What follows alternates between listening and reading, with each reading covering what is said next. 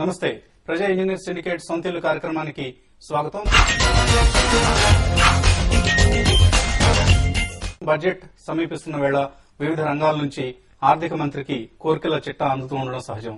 మరి దేశ నిర్మాణంలో కీలక పాత్ర పోషిస్తున్న రియల్ ఎస్టేట్ రంగం ఈ గురువారం చిదంబరం ప్రవేశపెట్టబోయే బడ్జెట్ నుంచి ఏం కోరుకుంటోంది? ఈ అంశంపై మనతో మాట్లాడేందుకు చీఫ్ ఫైనాన్షియల్ ఆఫీసర్ వసతి హౌసింగ్ పరమేష్ అలిశెట్టి మనతో ఉన్నారు.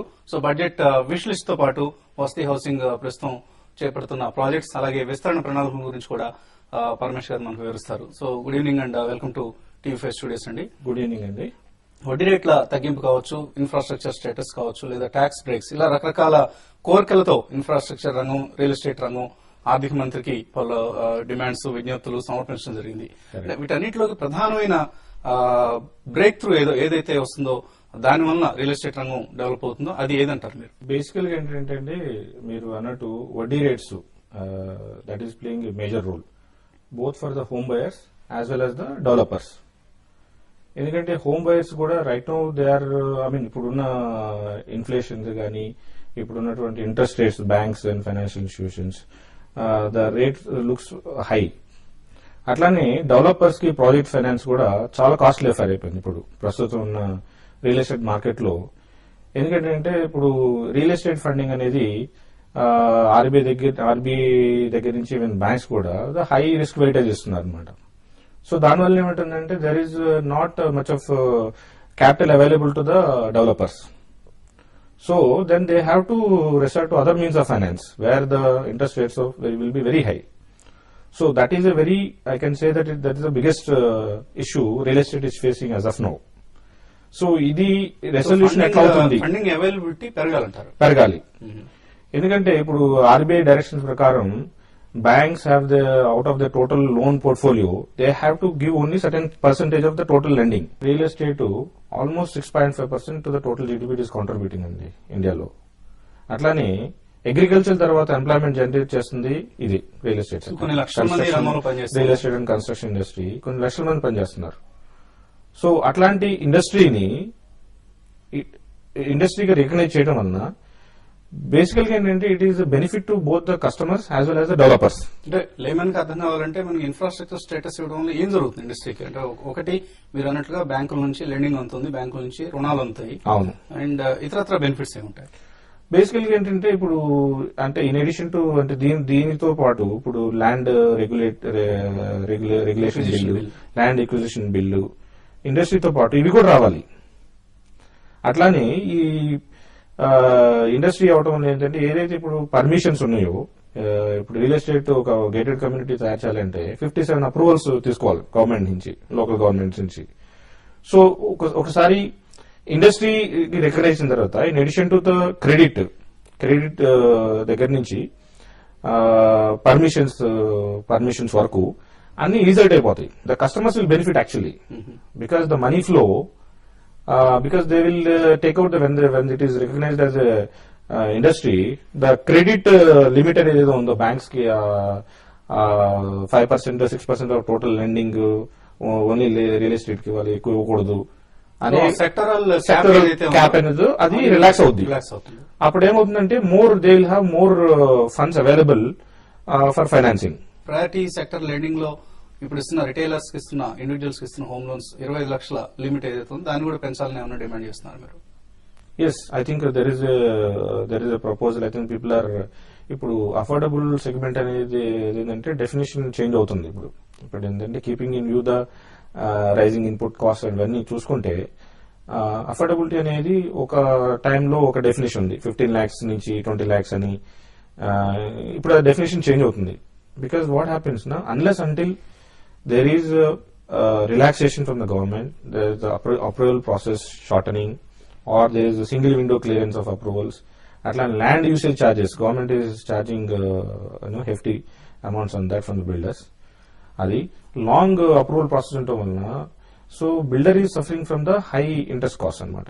ఏటీఐబి బెనిఫిట్ ఏదైతే ఉందో, ఏటీఐబి అంటే మార్చి 2008కి ముందు కట్టిన ఇళ్లకే అఫోర్డబుల్ యూనిట్స్ స్టేటస్ ఇస్తున్నారు. తర్వాత కట్టిన ఇళ్లకి ఆ సదుపాయాలు tax exemption on are before 31st March 2008 కట్టిన వాళ్ళకి అప్లికబుల్ ఉంది సార్. ఇప్పుడు దాన్ని ఎక్స్టెండ్ చేయాలి, ఏదో ఒక ట్యాక్స్ బెనిఫిట్స్ ఉంటే తప్ప because it will not be feasible for the builders to come out with more of affordable housing segments, housing projects.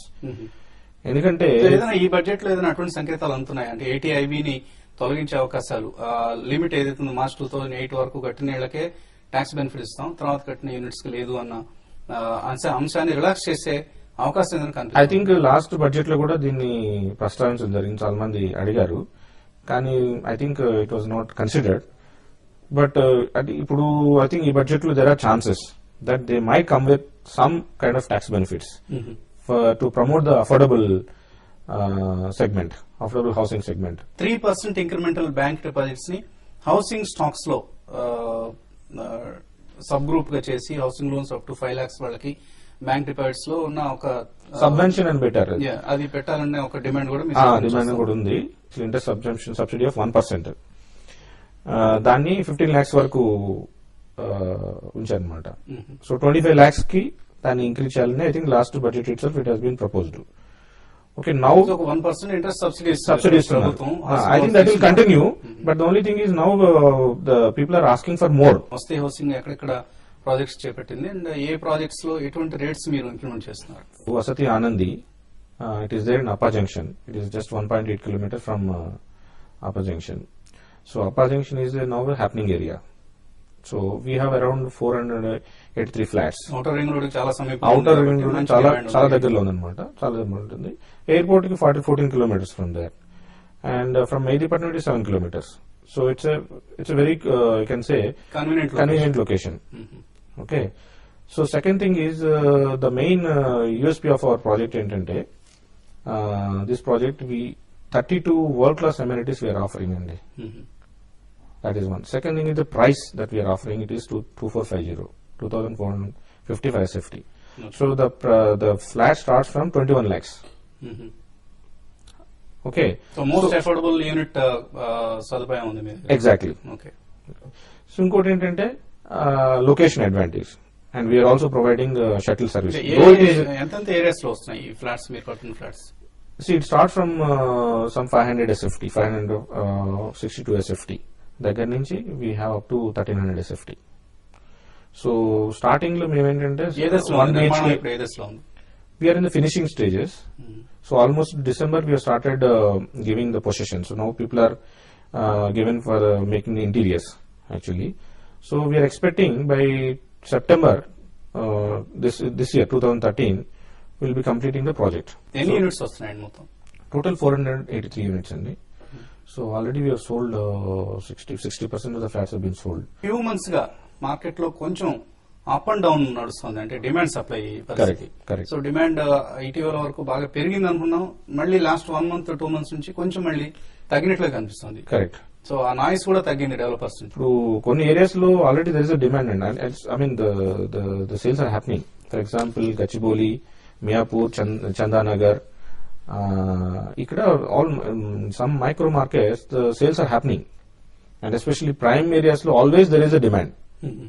So there is no sales problem for those, but those projects which are in the slightly away from the city, they have their velocity has slowed down a little bit.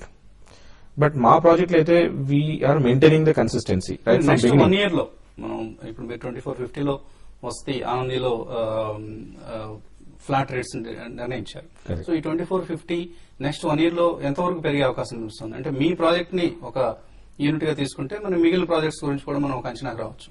See, మా project లో I think we are expecting the price increase of another 200 to 300 for SFT in the next 1 year. in next 1 year.